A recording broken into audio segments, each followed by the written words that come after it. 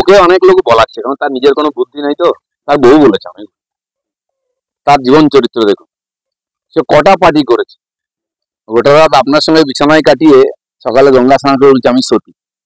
এরকম অনেক নেতা আমাদের বাড়িতে আছে, তাদেরকে আমরা পুষে রেখেছি। কাল যদি বন্ধ করে দিই না, সব ওইদিকে লাইন লাগাবে। তারা আমাদের বাড়িতে পোষ্য আছেন, বিজেপি পুষেছে অনেক নেতাকে, যারা পেপারে বলছেন, যারা নেতাগিরি করছেন, কাল বন্ধ হয়ে যাবে।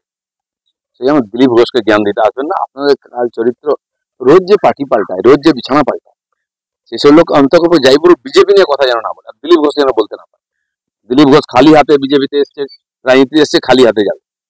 কোনো বোঝা নিয়ে আসেনি, কোনো বোঝা নিয়ে যাবে না, কিন্তু মাথা উঁচু করে রাজনীতি করবে যতদিন বিজেপি। সৌমিত্র খান বলছেন যে দিলীপ ঘোষ, মুকুল রায়, বাবু ছেড়ে দাও। সৌমিত্র খান কে?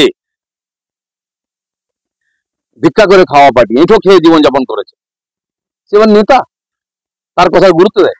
পরশু দিন সে শুভেন্দু অধিকারীকে গালাগালি দিচ্ছে, তারপরের দিন সুকান্ত মজুমদারকে গালাগালি দিচ্ছে। বাপকে জিজ্ঞেস করুন তার